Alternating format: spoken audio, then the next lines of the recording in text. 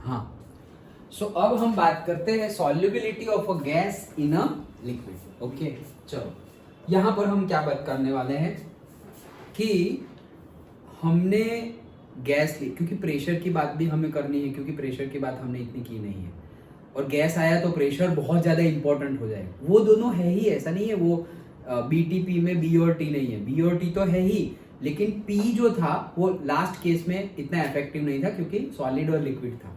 लेकिन अब effect of और से इफेक्ट ऑफ प्रेशर भी होगा। Done, okay. चलो, तो many gases dissolved in water, oxygen dissolves only to a small extent in a water. हमें पता ही है बहुत सारे गैसेस पानी में डिसॉल्व होते हैं, लेकिन ऑक्सीजन बहुत बहुत कम क्वांटिटी में पानी में डिसॉल्व होता है, और ये अच्छी बात है। ओके, क्यों? क्योंकि ज़्यादा डिसॉल्व हो जाता तो हमारे लिए नहीं रहता सारा समंदर में और रिवर में चला जाता। Okay, so it is this dissolved oxygen which sustain all aquatic life. लेकिन ये जो भी डिसॉल्व्ड है उसी ने ही एक्वेटिक लाइफ को संभाल के रखा हुआ है। On the other hand, hydrogen chloride gas is highly soluble in water. कौन सा? HCl, but gas. Okay, liquid नहीं, gas. तो HCl, hydrogen chloride gas, HCl is highly soluble in water. कहने का मीनिंग क्या है पता है? जो हमने खुद बनाए हुए हैं ना गैस, वो पानी में ज्यादा डिसॉल्व है, और जो ऑलरेडी अवेलेबल गैसेस है ना वो पानी में लेस डिसॉल्व है, और सॉल्युबिलिटी उनकी कम है। ऐसे याद रख लो। तो इसके बेस पे कोई भी कुछ क्वेश्चन पूछ ले कि भाई nitrogen is highly dissolved in water, तो हम सोचेंगे सर ऐसा तो कुछ आया ही नहीं था नाइट्रोजन का, ऑक्सीजन का है ना, वही नाइट्रोजन का तो हाईली डिसॉल्व्ड नहीं है, वेरी वेरी लेस डिसॉल्व्ड है इन वाटर। फिर चाहे आर्गोन का भी पूछ ले, किसी का भी हीलियम का पूछ ले, ओके, नियॉन का पूछ ले, किसी का भी पूछ ले, जो नेचर में ऑलरेडी अवेलेबल है वो गैस का पूछ लिया वाटर में, सो वो क्या होगा? कम डिसॉल्व्ड। और जो हमने बनाए हुए गैस है वो अगर वो ज्यादा डिसॉल्व्ड होंगे। That's it. Okay, done.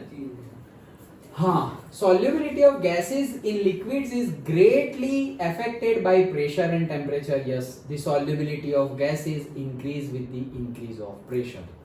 Okay, जैसे टेम्परेचर की बात थी तो solubility of solid in liquid, तब हम टेम्परेचर बढ़ा रहे थे तो solubility क्या बढ़ रही थी? बढ़ रही थी, इंक्रीज हो रही थी। अब हम क्या बात कर रहे हैं? प्रेशर की बात कर रहे हैं।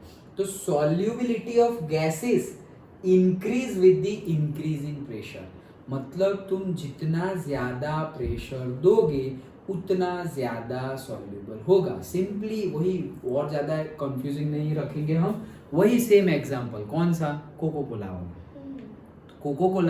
कोको कोला सिरप के अंदर CO2 गैस है, तो CO2 गैस जो है वो अगर तुमने 1 बार प्रेशर से CO2 गैस अंदर डाला हुआ है तो वो डिसॉल्व होगा थोड़ा बहुत। फिर 2 बार प्रेशर से CO2 अंदर डाला हुआ है। ओके, डाला हुआ है मतलब कुछ नहीं करना है। जैसे कि ये शुगर सिरप, ये ऐसा समझो कि क्या है? शुगर। ऐसे क्या देख रहे हो? मानने की बात है, पता है कि नहीं ये शुगर सिरप ओके, सो समझ लो कि ये क्या है? शुगर सिरप बोल रहा हूँ। ओके, जैसे कि ये क्या है? कोको कोला सिरप, वही है पता नहीं क्या स्पेलिंग है। अच्छा, सो कोका कोला का सिरप है ये। अब मेरे पास एक सिलेंडर है जिसमें CO2 गैस भरा हुआ है, लेकिन इसका प्रेशर कितना है? इसका प्रेशर है सपोज 10 बार। कितना?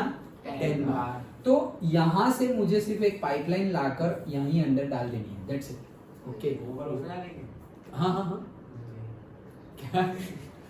तो वो डिसॉल्व होता जाएगा। ओके, अब अगेन जैसे वो केस में भी तुम शुगर डालते जाओगे, डिसॉल्व होता जाएगा, लेकिन ऐसा नहीं कि डालते ही जाओ तो होता ही जाएगा। ये भी जितना जाना चाहिए, सैचुरेटेड होना चाहिए, उतना होगा, और बाकी वो जो बाकी था वो नीचे बैठ जाता था, और क्रिस्टलाइजेशन हम उसे बोलते थे। ये जो बाकी होगा ना, बबल बन के ब्रुर करके ऊपर, ये वो आता है तो मतलब जैसे कि ऐसा समझो कि 10 बार प्रेशर का जितना डिसॉल्व होना चाहिए था उतना डिसॉल्व हो गया, और अभी भी तुम डालते ही जा रहे हो तो वो ऐसे बबल बन के ऊपर निकल जाएगा भाई, अब डिसॉल्व नहीं होगा। अब अगर तुम्हें डिसॉल्व करना है, ये ऊपर चला गया ना, तो उसमें सेम देखो कंटेक्स्ट एक तुम अच्छे से समझ गए तो बाकी सब समझ जाओगे। इसमें तुमने क्या किया कि टेम्परेचर बढ़ाया सो दैट ज्यादा शुगर डिसॉल्व हो सकती है। तो यहाँ पर भी जितना डिसॉल्व होना था वो तो डिसॉल्व हो गया, लेकिन बाकी अब अगर तुम और डालते जाओगे तो वो बबल बन के निकल जाएंगे ऊपर। ओके, तो अभी भी अगर तुम्हें ज्यादा डिसॉल्व करना हो तो तुम्हें यहाँ टेम्परेचर बढ़ाया था, यहाँ पे प्रेशर बढ़ाया है। 10 की जगह अगर 12 बार कर दिया और अब तुम डाल रहे हो तो बबल बन के ऊपर नहीं जाएगा, डिसॉल्व हो जाएगा। समझ गए? सिंपल। तो टेम्परेचर बढ़ाया तो सॉल्युबिलिटी बढ़ गई, यहाँ पर प्रेशर बढ़ाया तो भी सॉल्युबिलिटी बढ़ गई। मतलब जितना CO2 अंदर डाला हुआ है, अब कोई बोलेगा भाई 12 बार पर मतलब जितना CO2 डाल सकते हैं ना उतना डाल दिया है, इससे ज्यादा डाला ना तो बॉटल फट जाएगी। ऐसे ऐसे तो 12 बार डाला तो भी फट जाएगी। ये तो मैं सिर्फ एग्जांपल दे रहा हूँ तुम्हें। ओके, बहुत ज्यादा प्रेशर होता है। ओके, सो कि उसकी कैपेसिटी होगी, मतलब वो भी क्या capacity in the sense saturated state में आ जाएगा, उससे ज्यादा डाल सकते नहीं है। अगर डालना है तो प्रेशर बढ़ाना पड़ेगा। तो क्या कंटिन्यूअसली प्रेशर बढ़ाते जाएंगे तो डिसॉल्व होता जाएगा? हाँ, होता जाएगा, होता जाएगा। जैसे कि ये हमारा सॉल्यूशन है, उसका टेम्परेचर 6 स्पून डाल दी, 7 डाल दी, डिसॉल्व। अब 8th वाली डाल रहे हैं तो वापस डिसॉल्व नहीं हो रही, और टेम्परेचर बढ़ाओ। 30 का 40 क्या था, 50 कर दो पानी का टेम्परेचर, तो और डिसॉल्व होगा, बढ़ता जाएगा। Yes, understood? ओके, सो ये हमने देखा कि प्रेशर बढ़ाने से सॉल्युबिलिटी क्या होगी? बढ़ेगी। डन? ओके, चलो। हाँ, सो आगे द सॉल्युबिलिटी ऑफ गैसेस ये पढ़ा। For solution of gases in a solvent consider a system shown in the figure, this one. Okay, the lower part is solution, ये लोअर पार्ट सॉल्यूशन है, and the upper part is gaseous system at pressure P and the temperature T। Assume this system to be in a system state of dynamic equilibrium, मतलब ये dynamic equilibrium में already है, ऐसा हम assume कर रहे हैं। Under these conditions, rate of gaseous particles entering and leaving the solution phase is same। मतलब क्या होगा, ये solution है तो यहाँ से गैस ऊपर जाएगा, जो वेपर होगी वो ऊपर जाएगी, और ये वेपर जो है वो वापस गैस में जाएगी। क्यों? क्योंकि इक्विलिब्रियम रीच हो गया है, हमने बोल दिया है। अच्छा, सो आगे देखते हैं। Now increase the pressure over the solution. अब कैसे? तो मैंने तो बोल दिया कि 10 बार की जगह 12 बार कर दो। तो हम अगर यहाँ देखें तो देखो, अब ये क्या लग रहा है, ये पिस्टन है, ये सिलेंडर है, प्रेशर कहाँ ज्यादा लग रहा है? ए में या बी में? बी में। क्यों? क्योंकि वेट ज्यादा है, ज्यादा वेट तो ज्यादा pressure, pressure is equal to force upon area, देखें ना स्टार्टिंग में। ओके, सो ज्यादा वेट, अभी और प्रेशर बढ़ाना हो तो और ज्यादा डाल दो। ओके, तो प्रेशर बढ़ता जाएगा। यस, तो वही चीज है। This will increase the number of gaseous particle, मतलब कि ये यहाँ पर गैस है, ओके, और यहाँ पर ये सॉल्यूशन बन गया है। कहने का मीनिंग क्या है फिर से? अच्छा, मतलब कुछ ऐसे हवा में ना रह जाए। देखो, मुझे जितना गैस डिसॉल्व करना था वो डिसॉल्व हो गया, वो डिसॉल्व हो गया और सॉल्यूशन बन गया, कोको कोला बन गई। ये जो कोको कोला बन गई वो यहाँ पर है, ये वाली, और थोड़ी गैस है, और भी थोड़ी गैस है। वही गैस जो इसमें डिसॉल्व हुई है वो CO2, वो कहाँ है? ये ऊपर। डन। अब मैं बोलूं कि अगर मुझे अभी इक्विलिब्रियम में है, इक्विलिब्रियम में मतलब क्या कि यहाँ से पार्टिकल जा रहे हैं ऊपर और ये वापस डिसॉल्व होके जा रहा है यहाँ अंदर सेम रेट पर, तो सॉल्यूशन जितना था उतना ही लगेगा। जैसे कि हम हमारी कोको कोला की बोतल लाते हैं तो एक लेवल तक तो हमें दिखता है कोको कोला भरा हुआ है, ये जो ऊपर है वो खाली मतलब वैक्यूम थोड़ी है, वहां पर भी वो गैस ही भरा हुआ है। Okay, done. तो ये गैस वहां पे भरा हुआ है। अब अगर मुझे और डिसॉल्व करना है तो मैं क्या करूंगा? प्रेशर और बढ़ाऊंगा। जैसे ही मैंने प्रेशर बढ़ाया तो ये जो पार्टिकल्स यहाँ इधर उधर घूम रहे थे वो ज्यादा डिसॉल्व हो जाएंगे सॉल्यूशन के अंदर। क्यों? अभी तो हमने देखा प्रेशर बढ़ाने से सॉल्युबिलिटी बढ़ती है, तो प्रेशर बढ़ाया तो सॉल्युबिलिटी बढ़ी, और प्रेशर बढ़ाया और सॉल्युबिलिटी बढ़ी, मतलब प्रेशर बढ़ाते रहेंगे तो सॉल्युबिलिटी क्या हो जाएगी? बढ़ती रहेगी। सिंपल है। ओके, अच्छा चलो। Now this will increase the number of gaseous particle per unit volume over the solution, and also the rate at which gaseous particles are striking the surface of solution to enter it. Okay, the solubility of gas will increase until a new equilibrium is reached. नया equilibrium आएगा तब तक ये चलता ही जाएगा। is reached resulting in increase in the pressure of gas above the solution and thus its solubility increases। वही चीज बोली हुई है। यहाँ तक का समझ में आ गया? क्या बोला कि प्रेशर इंक्रीज करेंगे तो सॉल्युबिलिटी इंक्रीज होगी। अब ऐसा समझिए कि मैंने सेम लिया है, ये जो लिया हुआ है वैसा ही सेम यहाँ पर लिया हुआ है, उतना ही प्रेशर, मतलब ये इतना जितना सॉल्यूशन वहां भी उतना ही सॉल्यूशन, यहाँ जितना प्रेशर वहां पर भी इतना प्रेशर, वॉल्यूम, टेम्परेचर, प्रेशर सब कुछ सेम। डन। अलग क्या है? गैस अलग है। यहाँ पे CO2 डाला हुआ है, वहां पे O2 डाला हुआ है। सपोज O2 और नाइट्रोजन, CO2, ऑक्सीजन, कोई भी, लेकिन दो अलग अलग।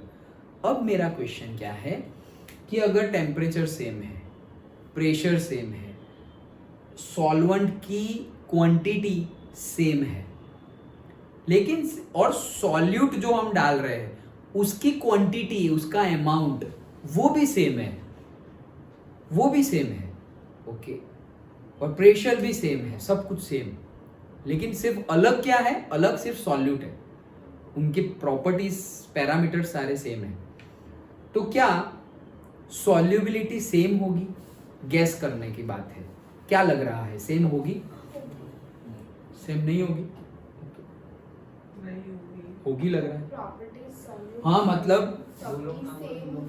मतलब वॉल्यूम सेम है, टेम्परेचर सेम है, प्रेशर भी सेम है, जितना सॉल्वेंट यहाँ लिया है उतना ही सॉल्वेंट यहाँ लिया है, जितना सॉल्यूट यहाँ लिया है उतना ही सॉल्यूट यहाँ लिया है। अगर दूसरे कंटेनर में सॉल्यूट और सॉल्वेंट दोनों की प्रॉपर्टीज सिमिलर होगी और प्रेशर भी उतना होगा जिसमें वो डिसॉल्व हो सकता है, तो होगा मतलब वो सॉल्यूबल तो होगा ही, सॉल्यूबल नहीं होगा ऐसा नहीं, लेकिन सॉल्युबिलिटी की बात कर रहे हैं, मतलब ज्यादा सॉल्यूबल, लेस सॉल्यूबल, मतलब अभी हम सपोज कंसंट्रेशन वाली बात कर रहे हैं, ओके। सिर्फ गैस करना है कि वो कंसंट्रेशन, जैसे कि हम बोले ना कि एक वही मास बाय मास की बात करें या ppm की बात करें तो दिस इज 15 ppm सॉल्यूशन और ये है हमारा 20 ppm सॉल्यूशन। तो हमें पता है कि 15 ppm में भाई कम पार्ट्स है, 20 ppm में ज्यादा पार्ट्स पर मिलियन है, ओके। तो सॉल्यूट ज्यादा है, यहाँ पे सॉल्यूट कम है, डिसॉल्व हुए सॉल्यूट्स कम है, यहाँ पे ज्यादा है, पता चलेगा। तो यहाँ अगर मैंने ये सब कुछ सेम रखा तो भी क्या सॉल्युबिलिटी सेम रहेगी? तो हाँ, तो गैसिंग में जो किया कि गैसिंग में जो तुम सोच रहे हो कि शायद नहीं रहेगी, वो बात सही है, ओके, कि भले ही सब कुछ सेम है, सिर्फ और सिर्फ डिफरेंस क्या है? एलिमेंट का ही डिफरेंस है। इसमें ऑक्सीजन डिसॉल्व किया है, इसमें नाइट्रोजन डिसॉल्व किया है, फिर भी सॉल्युबिलिटी डिफरेंट होगी। लेकिन समझ में नहीं आता, सब कुछ सेम है भाई, प्रेशर जो है वो भी सेम है, टेम्परेचर है वो भी सेम है, जितना तुमने लिया था वो भी सेम है, सब कुछ सेम है, तो क्यों सॉल्युबिलिटी अलग है?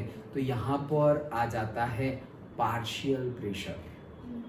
Partial pressure, total pressure of the solution की बात नहीं है, पार्शियल प्रेशर। और पार्शियल प्रेशर हमने पहले भी देखा था, partial pressure, Dalton's partial pressure, okay, 11th में।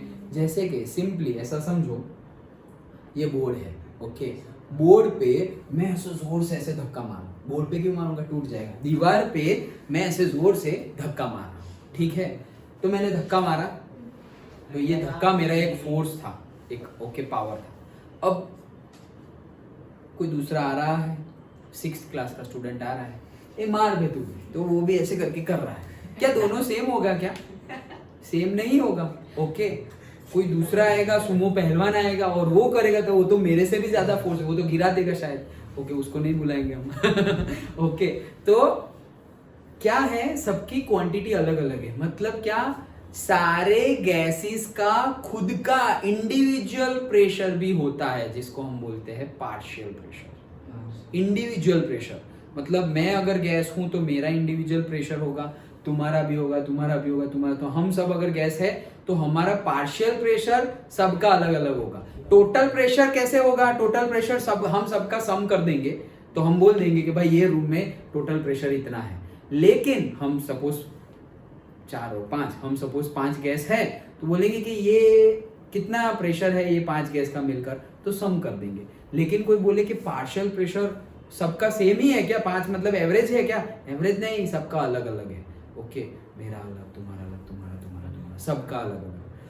तो यहाँ पर वही चीज आ रही है कि दोनों सब कुछ सेम रख दिया, लेकिन अगर गैस एलिमेंट ही अलग अलग है तो उनका पार्शियल प्रेशर अलग है, और पार्शियल प्रेशर अलग है तो सॉल्युबिलिटी अलग है।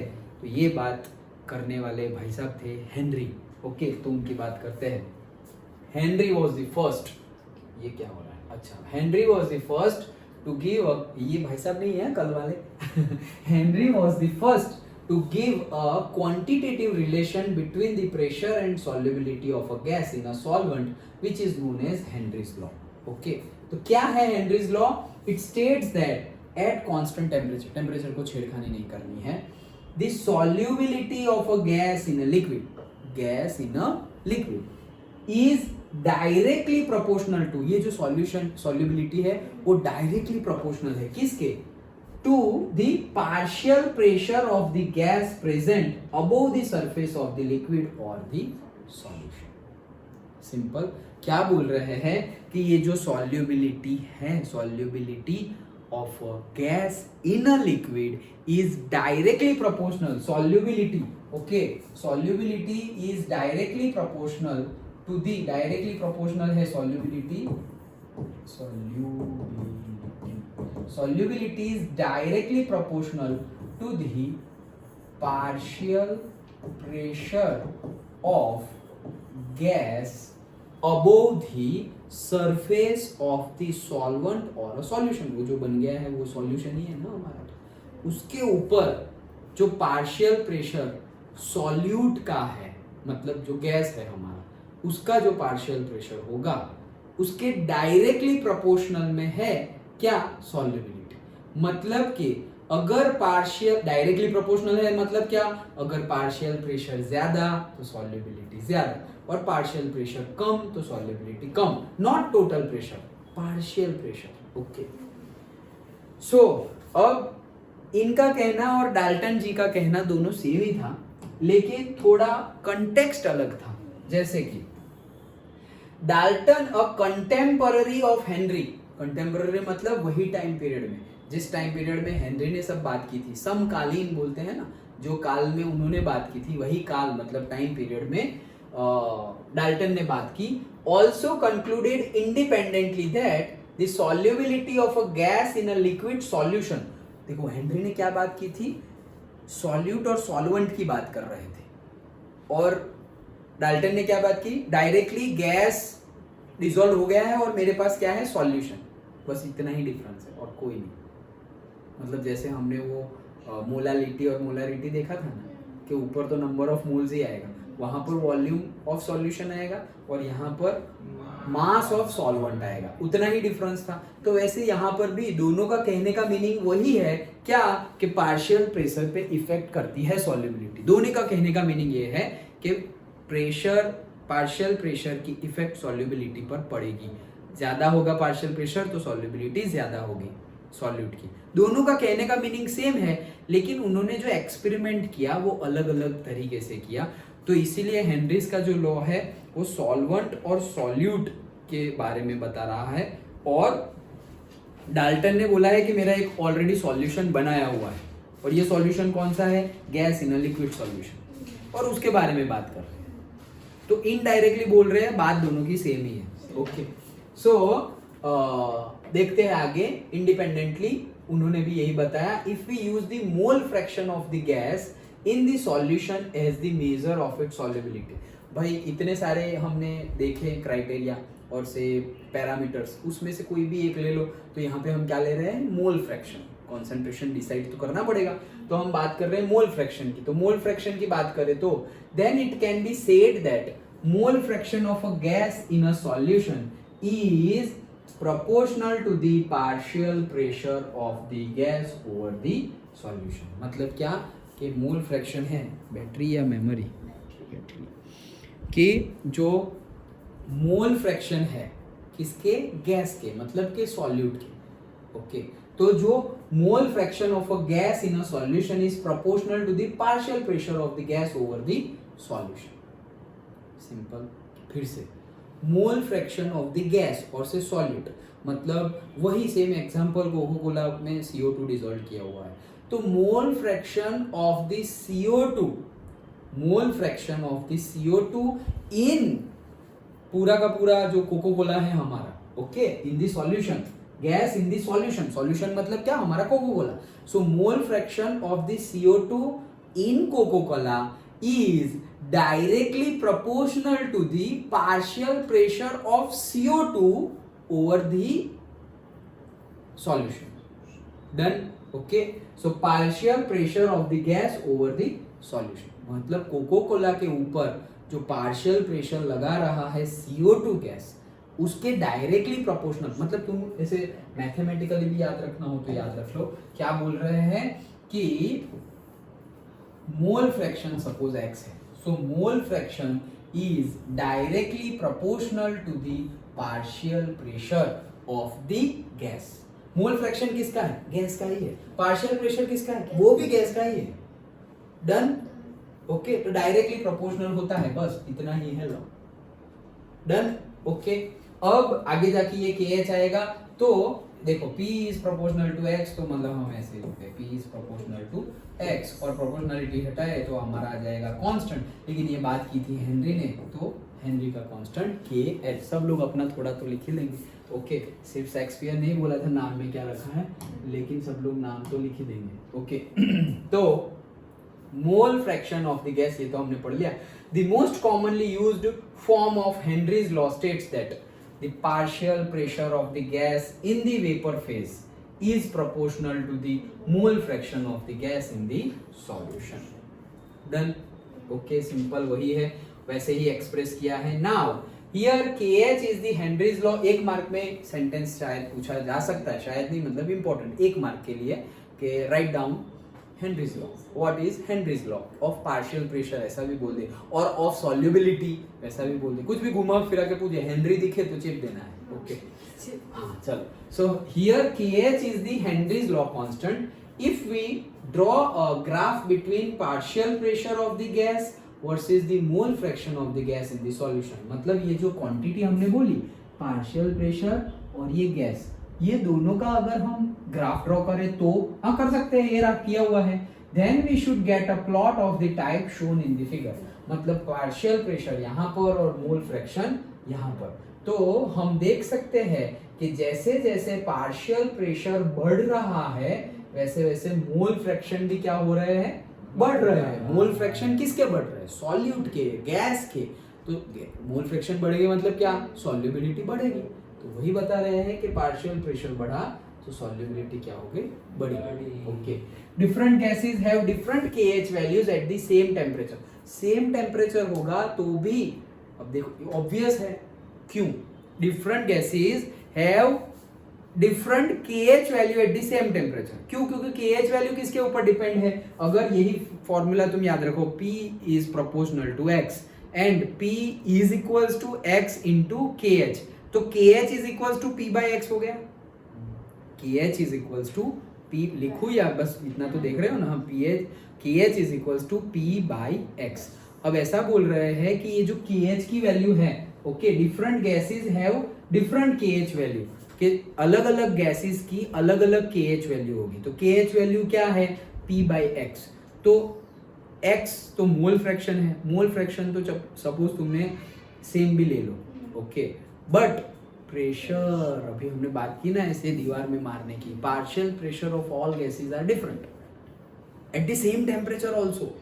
अभी सेम टेम्परेचर है, अभी टेम्परेचर 30 डिग्री सेल्सियस है, अभी एटमॉस्फेयर में नाइट्रोजन है, ऑक्सीजन है, CO2 है, सबका पार्शियल प्रेशर अलग अलग है, सबका. तो सबका अलग अलग है तो सॉल्युबिलिटी भी अलग अलग ही होगी, ऑब्वियस है. ओके, सो इसलिए ये सेंटेंस बोला गया है. This suggest that KH is a function of the nature of the gas. KH किसका फंक्शन है, नेचर ऑफ द गैस का. और नेचर ऑफ द गैस मतलब partial pressure of the gas, और पार्शियल प्रेशर किस क्या है, नेचर ऑफ द गैस, दोनों बोल सकते हैं. KH डिपेंड करता है नेचर ऑफ द गैस पे, KH डिपेंड करता है partial pressure of the gas पर, दोनों बोल सकते हैं. It is obvious from the equation, ऊपर लिखा ये वाला, अच्छा, that higher the value of KH at a given pressure, the lower is the solubility of the gas in the liquid. अब इसके ऊपर से बहुत ज्यादा क्वेश्चन जेडबल नीट में पूछे जाते हैं, बोर्ड में भी। क्या क्या आया हमारा formula? P upon x is equals to K H. P upon x is equals to K H. तो कैसे पूछेंगे? For higher value of K H the value of x is. अब यहां पे कुछ भी रटना नहीं है, ओके फॉर्मूला देखो तो भी पता चल जाएगा, और तुम्हें पता ही है टेम्परेचर के रिस्पेक्ट में क्या होगा। ओके कौन कौन सा क्वेश्चन, कौन से पैरामीटर पे क्वेश्चन पूछा जाता है? के एच, एक्स एंड एक्स मतलब मोल फ्रैक्शन एंड टेम्परेचर, ये तीन को मिला के क्वेश्चन पूछा जाता है जेडबल नीट और बोर्ड में। ओके क्या क्या? जैसे कि if K H value is higher then solubility will be blank. क्या आएगा? के एच वैल्यू अगर ज्यादा है तो सॉल्युबिलिटी क्या आएगी? क्या? KH वैल्यू ज्यादा हो। और से इफ यू इंक्रीज द के एच वैल्यू सॉल्युबिलिटी क्या होगी? इंक्रीज होगी। पक्का? के एच वैल्यू को इंक्रीज करे, के एच वैल्यू को इंक्रीज करे तो सॉल्युबिलिटी क्या होगी?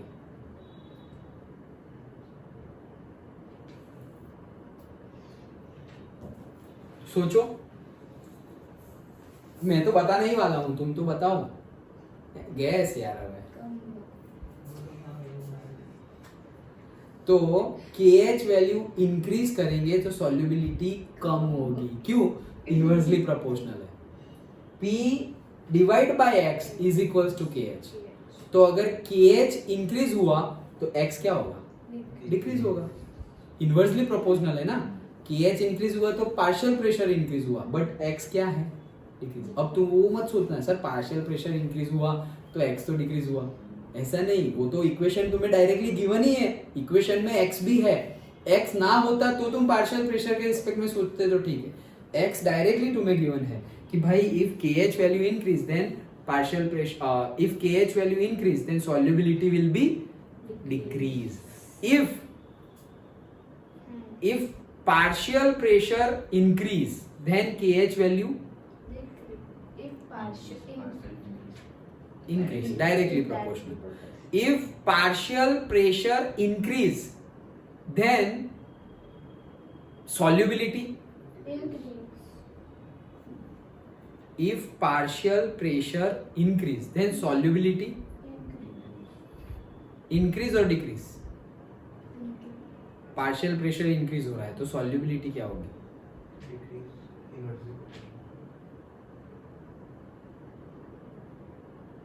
यहां पे ये इक्वेशन में देखो हेनरी का लॉ क्या है? Partial pressure is directly proportional to the X. यहां से तो लेके आए हम ये KH is equals to P by X कैसे लेके आए? जो हेनरी ने बोला था कि partial pressure is directly solubility, mole fraction of the gas is directly proportional to the partial pressure of the gas over the solution. तो मतलब कि P is directly proportional to X। सिर्फ P और X की बात कर रहे हैं, अभी मैंने KH का कुछ बोला ही नहीं। तो सिर्फ P और X की बात करूं तो P is directly proportional to X। P बढ़ेगा X बढ़ेगा, P कम होगा X कम होगा। डन? ओके तो घुमा फिरा के पूछेंगे कब क्या लेना है। अगर तुम्हें KH और X बोला है तो ये फॉर्मूला पे आ जाओ। P और X बोला है तो हमारे P और X वाला जो डायरेक्टली प्रोपोर्शनल है वो देखो विदाउट KH। ओके और टेम्परेचर भी पूछ लेते हैं कि इफ यू डायरेक्टली पूछ लेंगे if you increase the temperature the solubility, और से if you increase the temperature mole fraction of the gases will. Temperature increase किया तो mole fraction of the gas in solution क्या होगा? टेम्परेचर इंक्रीज किया तो मोल फ्रैक्शन। देखो ये सारे कंसेप्ट अब हम बस कंक्लूड हो गया है, अब इसी के बेस पे पूछे जाते हैं question. If you increase the temperature mole fraction of the gas over the solution, और से mole fraction of the gas in the solution क्या होगा? टेम्परेचर इंक्रीज किया तो टेम्परेचर इंक्रीज किया, फिर से बोल रहा हूं, if you increase the temperature mole fraction of the gas in the solution is,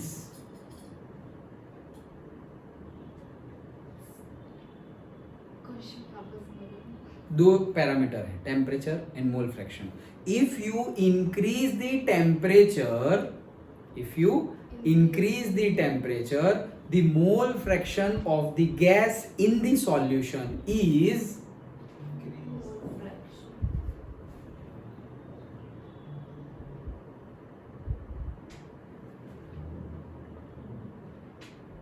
सब कुछ मैंने बता दिया है. ये कोको कोला वाला एग्जांपल है कि ऑलरेडी बाहर निकल गया है. अब मैं इंक्रीज द टेम्परेचर, अब मैं इंक्रीज कर रहा हूं टेम्परेचर, तो जितना था उतना भी चला गया, मतलब सॉल्युबिलिटी क्या हुई, कम हुई. सॉल्युबिलिटी कम हुई मतलब मोल फ्रैक्शन कम हुए. तो increase the temperature mole fraction will decrease. Understood. तो ये सब कुछ ऐसे घुमा फिरा के एमसीक्यू ऐसे कहीं ना कहीं, और ऑप्शन तो चारों के चारों ही सही लगेंगे. ओके वैसा होगा कि भाई पहले ए निकाल, ऐसे कभी मत करना. क्वेश्चन पढ़ा, हाँ पहला ही सही आंसर है, डन. अरे नहीं, पढ़ो बाकी के, वो भी सही ही लगेंगे. ओके तो भले ही तुम्हें श्योर हो कि भाई इसका आंसर तो ए ही आएगा, फिर भी बी सी डी को रिस्पेक्टफुली देखकर आराम से सॉल्व करना. अंडरस्टूड. ओके तो ये हमारा कंसेप्ट था और ये हमारा ग्राफ भी हमने देखा. It is obvious from the equation that higher the value of KH at a given pressure, the lower is the solubility. देखो KH higher होगा तो solubility lower, क्यों? क्योंकि inversely proportional है. KH और X inversely proportional है. It can be seen from the table, ये वाला table, okay, that KH value for both N2 and O2 increase with the increase of temperature. मतलब जैसे जैसे टेम्परेचर बढ़ेगा वैसे वैसे क्या बढ़ेगा, KH वैल्यू बढ़ेगी बोल रहा हूँ. तो अब देखो उल्टा भी पूछ सकते हैं. मैंने वो क्वेश्चन तुम्हें नहीं पूछा, अभी जो लास्ट में पूछा मैंने तुम्हें, क्या, if you increase the temperature the mole fraction of the gas in the solution is, तुमने बोल दिया डिक्रीज. अब तुमने यहां, अब मैंने क्वेश्चन क्या पूछा, केएच क्या होगा. If you increase the temperature KH क्या होगा. सर टी और केएच का तो कोई फॉर्मूला ही नहीं है. होगा सर. तो क्या करना है, बढ़ेगा केएच बढ़ेगा. टी का फॉर्मूला, टी का कंसेप्ट तुम एक्स में तो लेके आए ना अभी, एक्स का कि increasing the temperature mole fraction will decrease. तो भाई मोल फ्रैक्शन और केएच का तो फॉर्मूला है, मोल फ्रैक्शन डिक्रीज हुआ तो केएच क्या होगा, इंक्रीज. डन. इनवर्सली प्रोपोर्शनल है. समझ में आ गया पक्का.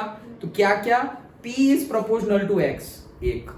दूसरा KH is equals to P by X. Done.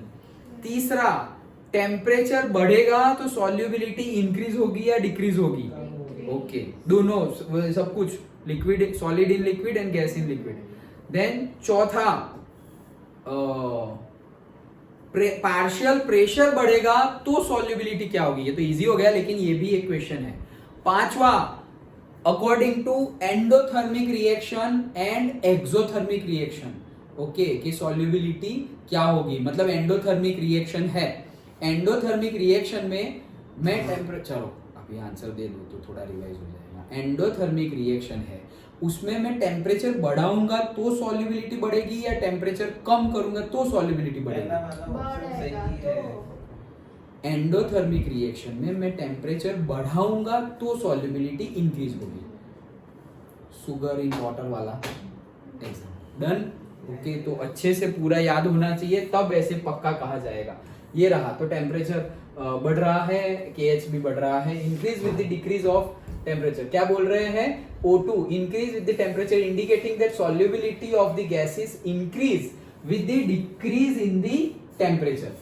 It is due to this reason that aquatic species are more comfortable in cold waters rather than in warm waters. कि ये reason की वजह से, ये भी पूछ सकते हैं क्या, रीजन बताओ. हम बोले ये कहाँ का रीजन, बंद हो गया. अच्छा तो अब रीजन बताओ कि एक्वेटिक एनिमल्स जो है वो ठंडे पानी में उनको थोड़ा बहुत कोल्ड एनवायरनमेंट में अच्छा रहता है compare to the warm waters. तो देखो क्या है, क्योंकि N2 और O2 की बात चल रही है, एटमॉस्फेयर में मेजरली ये दो ही है. N2 और O2 की value the KH value for both N2 N2 हमें पता चलता है with the increase in the temperature indicating that the solubility temperature अगर इंक्रीज करेंगे तो solubility क्या हो जाएगी, डिक्रीज होगी. इंक्रीज इन दी कहाँ गया, increase in the temperature indicating that the solubility of the gases increases with the decrease in temperature. कितना कंफ्यूजिंग है. हमने जो पढ़ा वो क्या, टेम्परेचर इंक्रीज करेंगे solubility डिक्रीज होगी. कोको कोला वाला एग्जांपल ही याद रखो गैस इन लिक्विड के लिए. डन.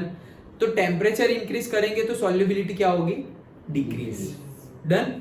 ओके, टेम्परेचर इंक्रीज करेंगे तो solubility डिक्रीज करेगी. हमें एक्वेटिक एनिमल को solubility क्या करनी है, ज्यादा रखनी है. solubility ज्यादा होगी तभी तो उनको ऑक्सीजन मिल पाएगा.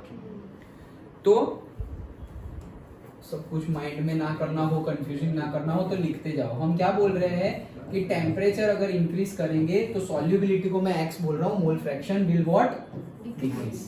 डन. अभी हमें एक्वेटिक एनिमल को क्या करना है, उनको तो मोल फ्रैक्शन ज्यादा देना पड़ेगा. उनको मोल फ्रैक्शन, क्यों मोल फ्रैक्शन, solubility ज्यादा देनी पड़ेगी नाइट्रोजन और ऑक्सीजन की, तभी उनके लिए अच्छा है. तो solubility और मोल फ्रैक्शन ज्यादा देने के लिए टेम्परेचर क्या करना पड़ेगा, डाउन.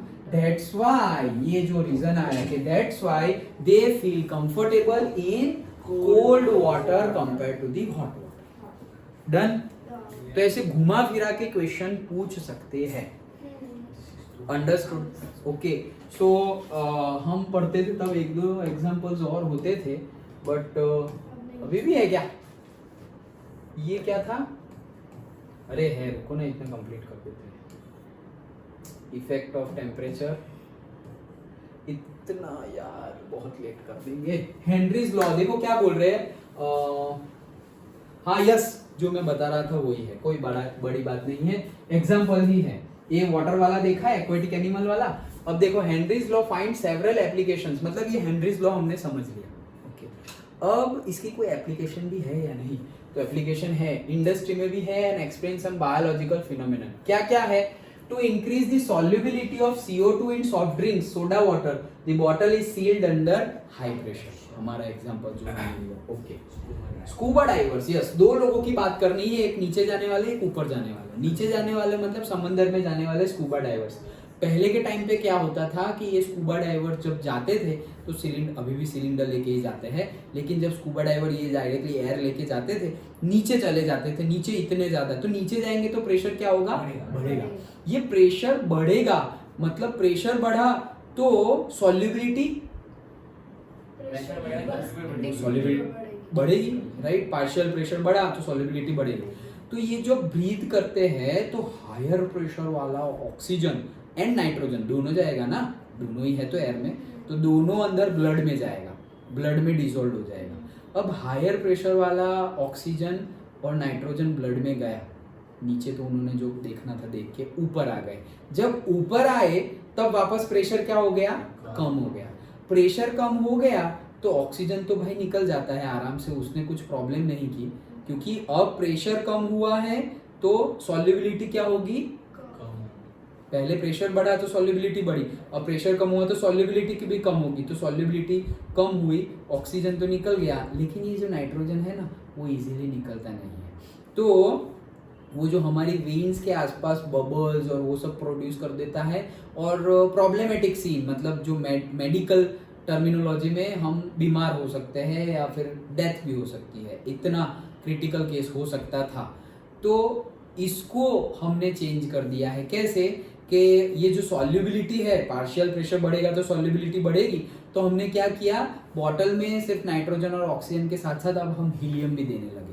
क्यों, इनर्ट गैस है ना, वो ऐसे कुछ रिएक्ट करेगा नहीं, तो हीलियम भरने लगे तो नाइट्रोजन का अमाउंट कम हो गया. अमाउंट कम हो गया तो वो है ही कम ऑलरेडी, तो वो डिसॉल्व भी कम ही होगा. अंडरस्टूड. तो ये एक एप्लीकेशन है. और दूसरी एप्लीकेशन ऊपर जाने वाली, मतलब के ट्रैकर्स, ओके, जो माउंटेन ट्रैकिंग करते हैं वो, तो उसमें क्या होता है कि जैसे जैसे हम ऊपर जाएंगे तो प्रेशर कम होगा प्रेशर, मतलब कि जो वो ब्रीथ करेंगे तो कम प्रेशर था, वो ब्रीथ किया, और जो ऑक्सीजन अंदर गया वो रिक्वायर्ड अमाउंट से तो कम होगा, क्योंकि पार्शियल प्रेशर कम है तो सॉल्युबिलिटी भी कम है, तो ऑक्सीजन कम मिलेगा पूरे ब्लड में, पूरे सेल में, सारे के सारे सेल्स में, सारे ऑर्गन्स में ऑक्सीजन कम मिलेगा, और कम ऑक्सीजन मिलेगा तो उनका दिमाग नहीं चलेगा, थॉट नहीं आएगा, आलस ज़्यादा आएगी, जल्दी थक जाएंगे, बैठने का मन करेगा, सोने का मन करेगा। ओके, तो ये प्रॉब्लमेटिक सिचुएशंस क्रिएट होती थी, तो ये तो अभी भी होती है। ओके, उसको हम ऊपर थोड़ी ऐसे बॉटल लेके जाते हैं, तो फिर हम अलग अलग चीज़ें ट्राई करते हैं कि थोड़ा बहुत कुछ, सपोज कैम्फर लेके जाओ, ये वो ऐसा बोलते हैं, ट्रैकिंग करने जाए तब, वो तो केस है, लेकिन ये दो एग्जांपल हमें गिवन है। देखो, scuba divers must cope with high concentrations of dissolved gases while breathing air at high pressure under water. Increased pressure increases the solubility of atmospheric gases in blood. When the divers come towards the surface, the pressure gradually decrease. ऊपर आएंगे तो pressure decrease हो जाएगा, pressure decrease होगा तो solubility भी क्या हो जाएगी, डिक्रीज हो जाएगी। This releases the dissolved gases and leads to the formation of bubbles of nitrogen in the blood. Blood में ही this blocks the capillaries and creates a medical condition known as bends, which are painful and dangerous to life. Okay, इसको avoid करने के लिए हम क्या कर रहे हैं, toxic effect of high concentration of nitrogen in the blood, हम क्या कर रहे हैं, the tank is used by the scuba divers are filled with air diluted with helium. हमने 11% और से ऑलमोस्ट 12% क्या डाल दिया अंदर, हीलियम डाल दिया। तो ये तुम्हें एक मार्क में पूछा जा सकता है, इसका नंबर, एग्जैक्ट नंबर। तो 11.7% हीलियम, हाँ हम सोचेंगे सर ये क्यों, लेकिन पूछा जाता है। Okay, so 11.7% helium, 56.2% nitrogen and 32.1% oxygen. तो 21% से 32% ऑक्सीजन हो गया और 78% से 56% नाइट्रोजन हो गया। तो जो पहले प्रॉब्लम क्रिएट हो रही थी अब प्रॉब्लम क्रिएट नहीं हो रही। Understood, done. ये नंबर याद रखने हैं। हाँ, 11.7 हीलियम, 56.2 नाइट्रोजन एंड 32.1। ये तो इजी है, देखो 321 oxygen. Okay, 321 oxygen, 11.7 helium, 562 nitrogen. Okay, और हाई एल्टीट्यूड्स वाला the partial pressure of oxygen is less than that at the ground level. This leads to the low concentration of oxygen in the blood and tissues. People living at higher altitudes or climbers. Low blood oxygen causes climbers to become weak and unable to think clearly. Symptoms of a condition known as anoxia. याद रखना, ये भी पूछा जाता है। क्या है symptom, fill in the blanks में पूछा जाता है, एमसीक्यू में भी पूछा जाएगा। उसको क्या बोलते हैं, एनोक्सिया। ये जो मैंने बोला ना कि चक्कर आने लगे, सोने का मन को रहा है, जल्दी थक जाते हैं, आलस आ रही है, ये पूरी कंडीशन, मेडिकल बायोलॉजिकल कंडीशन को क्या बोलते हैं, एनोक्सिया। ये पूछा जाता है।